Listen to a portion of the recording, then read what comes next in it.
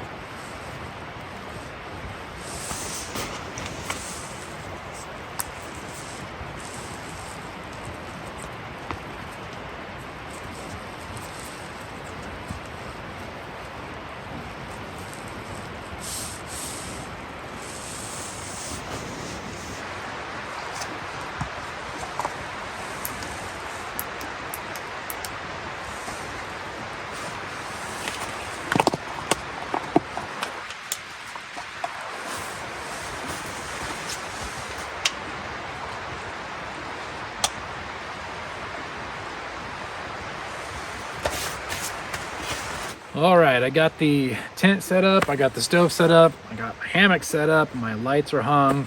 I still have to chop wood, but I'm gonna do that after I cook dinner because I'm actually not cooking dinner on the wood stove today. I brought with me something I've had for a while, I've been meaning to use. It is a grill made by Scotty. And this is actually the main grill. It's made out of stainless steel, and then this is the lid that goes over it. But it's a portable grill. This is about 6.3 pounds. This is about 3.4. So altogether, it's about 10 pounds. Cool thing about this grill is you can use it as a gas stove, you can use it with charcoal, or you can use it with wood. So you can use 3 different types of fuel sources for it. I haven't used it yet, but I did set it up last night, and it's actually really simple to set up, and it looks really cool. So I'm excited to use this. I'm gonna cook a steak and some lobster tails tonight on this grill. I did bring charcoal, but I decided I'm gonna use the gas. It runs off of isobutane canisters, you know, camping fuel canisters. Anyways, I'm gonna get setting this up, and I'll show you guys what it looks like when I'm done.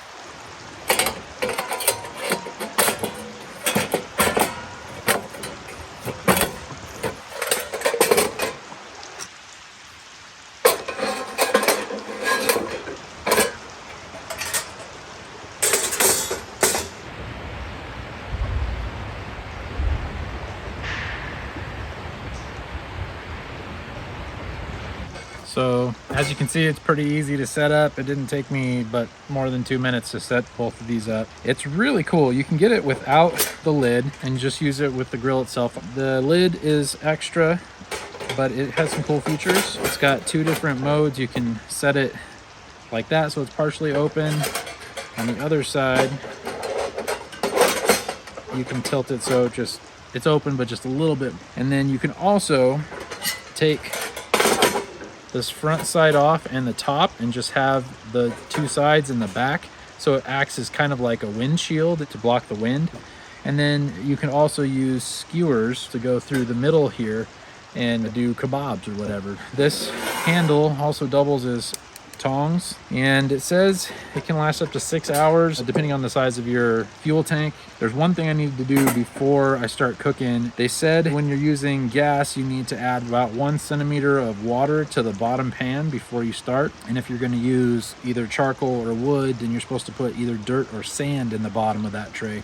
I'm not sure exactly why. I think maybe it has something to do with the heat retention or keeping it from getting too hot at the bottom so it doesn't burn the table or whatever you have it sitting on. That's my guess, but I don't know for sure. Anyways, I'm gonna put a little bit of water in here, and then I'm gonna fire it up and start cooking some dinner.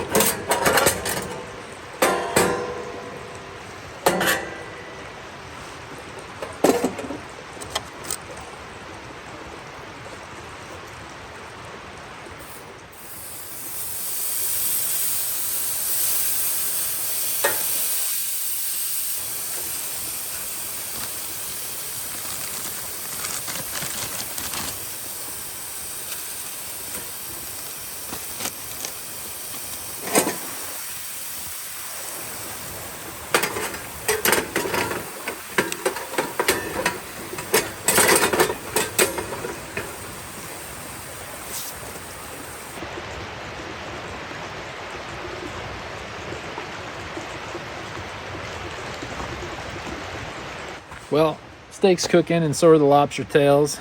I can hear it sizzling behind me, so I think it's working pretty good so far. I figured I'd take this opportunity to show you guys another new knife that I have from Artisan Cutlery. This one is one of my favorites so far just because of the way it looks. It's pretty awesome. It is called the Accelerator. It is a beautiful knife. It's a drop point knife. It has a blade length of about 3.9 inches and overall length of just under 9 inches. It has a ceramic ball bearing and it has a titanium clip. This is a nice knife. I like the black finish on it. It's weighted really good too. And I love the ceramic ball bearing they have on these. They're so smooth. I mean, it's such a smooth knife. Like I said, this is the Accelerator by Artisan Cutlery. It's model 1860P, and you can get this on artisancutlery.com.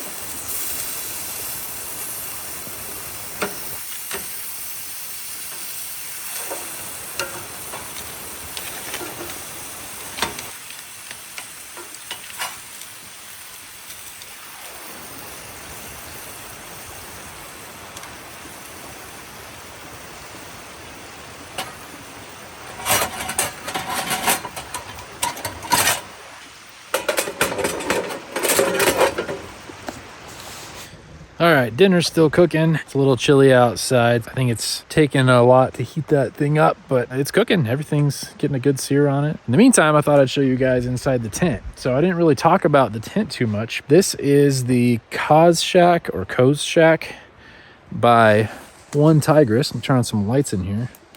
This is a hammock hot tent. As you can see, it's got my hammock in here. And by the way, this is my Superior Gear hammock. I love this hammock. It's insulated with down. It has a built-in down blanket around it, so it's very warm for this type of weather. This is a very decent sized tent. It is got a lot of room because these corners stretch out. I love the windows it has. It's got a window on each side. It's also got vents up at the top, so you've got a vent in each corner. One there, and then one over on the other side. And the cool thing is you can open everything up just like this. So I have the two sides open right now. You can actually take that stake there and open this thing all the way up. So it's like a canopy. You can raise it up quite a bit. You can put it over the top of your car. This can go over the trunk of your SUV. So you can have access to the back of that while you're camping. So far, I love this design. I have another One Tigress hammock hot tent. It's called the Rock Damas. I've made a couple of videos with that. And I like that one too, but it doesn't have these corners that extend out. It works great, but the wood stove is a lot closer to the hammock. It makes me a little uncomfortable when I use it, but it's far enough away where I've never had any problems. But I like this because you've got the stove so far away from the hammock. I can set a chair down there. And also I've got so much room in this back corner too. When you put the sides down, you've got this whole area in back that you can actually sit in, put your gear in. There's a lot of room in here. It's not supposed to get very cold tonight. I think right now it's 41, 42. It's supposed to drop down to maybe 37. There's no snow in the forecast. There's maybe a chance of a light drizzle of rain tonight. There's not a lot of snow right now in my area. We have a lot less snow than normal. Most of the places I camp this time of year would have around 60 inches of snow, 5 feet of snow, but they've only got about 20 inches. Some places have way less than that. So not enough snow to really use my polk. I probably could, but there's still a lot of bushes and logs and rocks that are sticking up through the snow when it's that deep. And I usually pack that sled down with about 100 to 150 pounds of gear. So I just don't want to scrape it up. It's expensive and I like that sled. So that's why I decided to do this. It's about 4:30 right now, so it is starting to get dark. The sun's gone down already. It'll be really dark here pretty soon. Not too far from now. Looks like I got some decent smoke coming out of the grill here. So it's probably getting ready to flip. Oh yeah, that's looking good.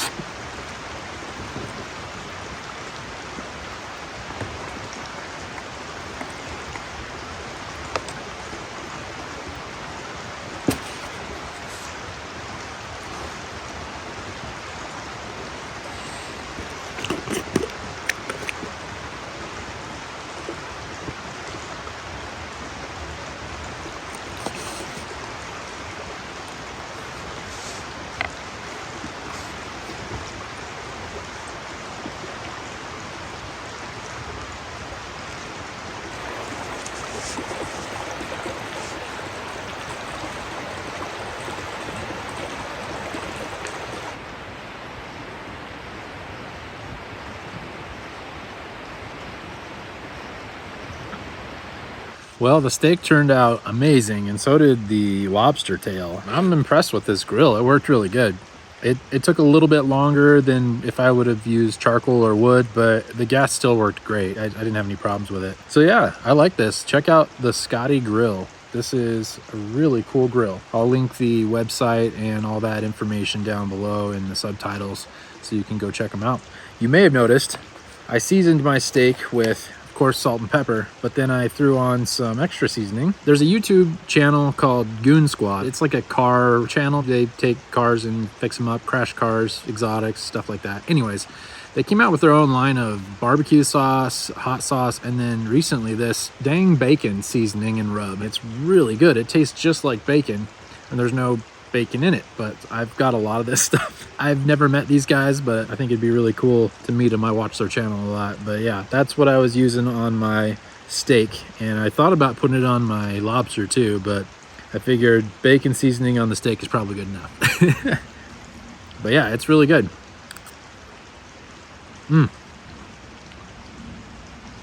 So good.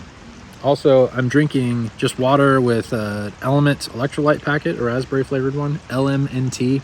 I used those on the Pacific Crest Trail the entire way through. I love those things. Anyways, this is getting cold. I'm gonna stop talking. I'm gonna finish eating this before it gets ice cold.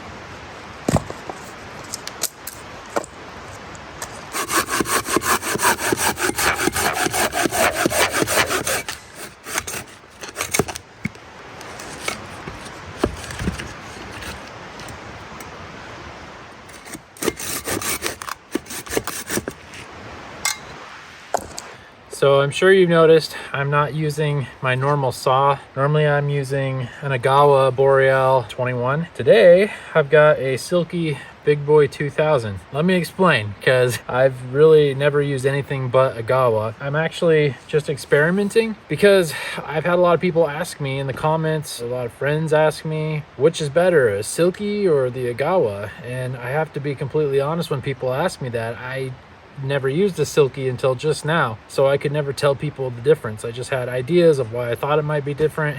So I figured it would be best for me to actually buy one and use it, and then I could have an informed opinion about it. So far, this thing is sharp, that's for sure.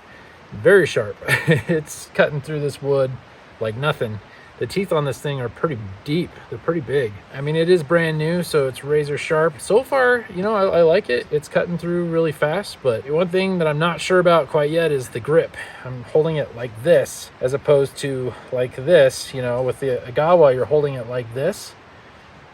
Whereas this you're holding like this, and it almost feels a little unnatural. Maybe I'm just not used to it. My hand is getting tired. I don't know. It feels like you probably have more power holding it like this too, rather than pushing it like that. But so far so good. Anyways, I just want to give a quick explanation because that's why I'm using the Silky Big Boy. I just want to be able to tell you all my personal opinion between the two when you ask. So after today, I'll have a lot better informed opinion, but I'll probably switch back and forth between this and my Agawa in the future. I want to try this a few more times. This is obviously firewood I purchased from the store. I'm not allowed to cut down anything in this forest where I'm at right now, so I had to bring my own firewood. I'd like to try the Silky again in the future when I can actually cut down a tree in the woods, see how it does on round logs, because this has sharp corners and edges that catch really easy on these teeth, so it is giving me a little bit of issue in that regard. I did bring my Agawa ADK26 long axe combo, so I'll be splitting wood with that. I'm cutting these in half. The full logs are maybe about 4 or 5 inches too long to fit inside that wood stove. And instead of just cutting the ends off of them, I'm just cutting them all in half. I bought a bunch of compressed logs that I'm gonna use for long burning stuff today. I just need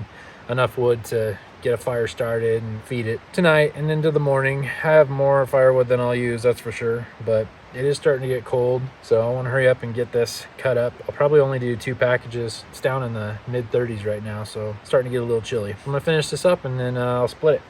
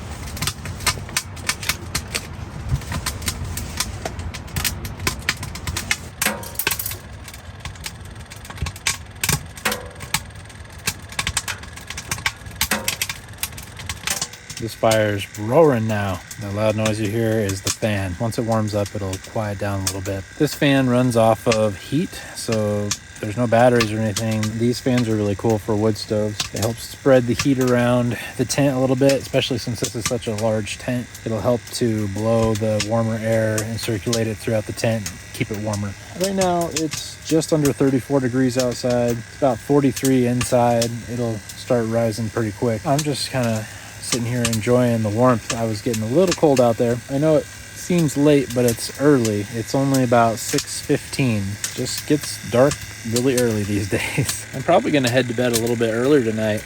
Maybe around 9 o'clock. Try to get some good sleep so I can wake up early and get a good start on things. Today's December 20th, so 5 days away from Christmas. I'll have this video up on Christmas Eve, December 24th, and then I'll put the talking version of this video up right around the new year. I think this is a good way to end out the year. A whole bunch of new gear and yeah, just relaxing.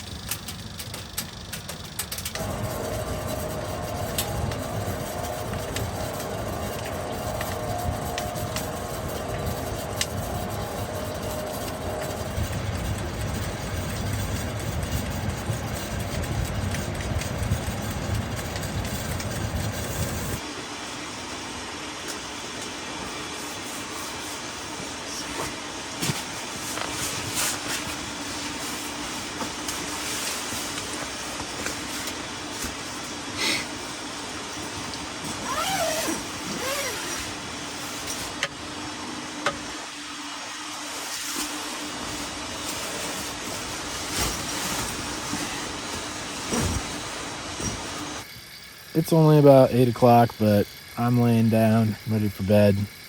It is so hot in here. It's about 90 degrees up here where I'm at. I've got the stove turned down as low as it'll go. You can hear the fan back there. It's making a lot of noise tonight for some reason. I might have to get a new one, but I am so hot. I'm gonna let that fire burn out. It's only 33, 32 degrees outside, but man, that stove puts out some heat, and this big tent surprisingly holds it well too. This hammock is, I believe it's rated for, gosh, I'm gonna have to double check. If I'm wrong, I'll put it in the subtitles, but I think it's rated for 20 degrees, something like that. But my sleeping bag is rated for minus 22 degrees Fahrenheit. I'm laying on top of my sleeping bag. I've got the hammock open, and I've got the two vents open at the top of the tent. I had windows open earlier because it was so hot. I'm gonna turn off the light here in a second and go to sleep. I'm tired. This is the earliest I've gotten to bed on a camp out for a long time. So I will catch you guys in the morning. Have a good night.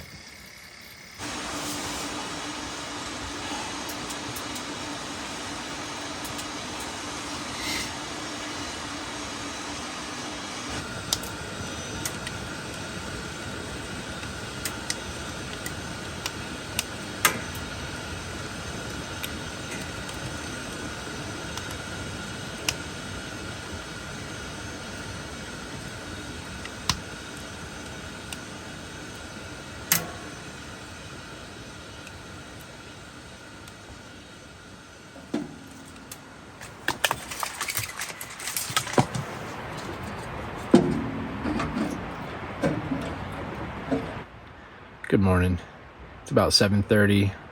It's 29 degrees outside, around 35 in here. Not bad. About to get a fire started again. Start cooking breakfast, make some coffee, get packed up. I'm up a lot earlier because I slept great in this hammock.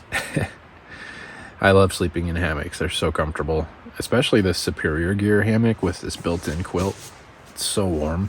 I love it. Last night, before I fell asleep, I noticed the carbon monoxide detector, which I always bring with me on hot tent trips, started going off. It has this alarm. It starts beeping and flashing. It detected unsafe carbon monoxide levels. What happened is smoke was coming out from the stove and starting to fill up the tent. The spark arrestor at the top of the chimney is clogged and smoke starts backing up inside the tent. That's why I always take one of these, and I highly recommend that anyone that goes hot tent camping, you buy one of these portable carbon monoxide detectors, because I was almost ready to fall asleep last night when this started going off. I had it hung right up above my bed. There's a line going across the hammock and I hung it up there. And sure enough, I go out there and it was completely clogged with ash. I was burning these Duraflame compressed logs and they burn really dirty. I think that's what did it. It was just too much. It clogged up that spark arrestor and the smoke was backing up in here and carbon monoxide levels were really high. So I had to go out there, and usually you can just either take the top section off and tap it out, or I just reached up there with my axe handle and tapped it out till all the ash fell off of it. And then sure enough, the fire started burning a whole lot better and smoke stopped coming inside. But I had to open the doors and windows for a while and let it air out. I strongly recommend you get a carbon monoxide detector, because that's happened to me more than once. This has probably happened 4 or 5 times now. The longer this thing burns, the more likely the spark arrestor is to get clogged up. It's more common than you would think. So yeah, it's dangerous. You don't want to fall asleep in a tent full of carbon monoxide. You might fall asleep and never wake up again. Another recommendation: bring a sleep system with you that's rated for the weather that you're sleeping in. Never rely on a wood stove or a fire or any kind of heater to keep you warm. If it's going to be 0 degrees Fahrenheit outside, make sure your sleeping bag is rated for -20 and that your sleeping pad has a R value that'll keep you warm. Those two things together right there, that's what you want to rely on. Not a wood stove, not a fire, not a little propane heater, whatever you use. They're for comfort, they're for cooking, they're for more of a luxury item, but never ever rely on them for heat, because if you can't get wood or you can't get your fire lit for some reason and that goes out and you don't have a sleep system warm enough to keep you through the night, you're in big trouble. So just keep that in mind. Friendly reminder. It's something I always do. I was warm all night. It's 29 degrees outside. It was 35 in here when I woke up. I was completely warm. I was too hot. And that was after this stove burnt out. I didn't have to worry about this thing keeping me warm. So anyways, I'm going to get this lit up and get some coffee brewing.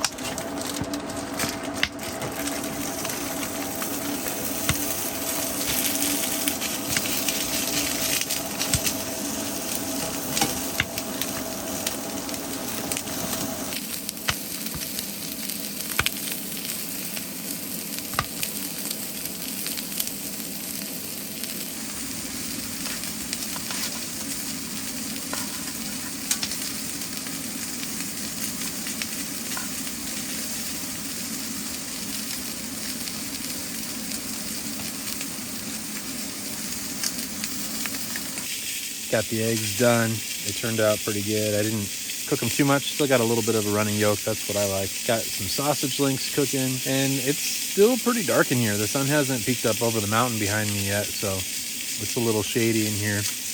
I opened the window so that there'd be a little bit more light, and also because I'm already really hot.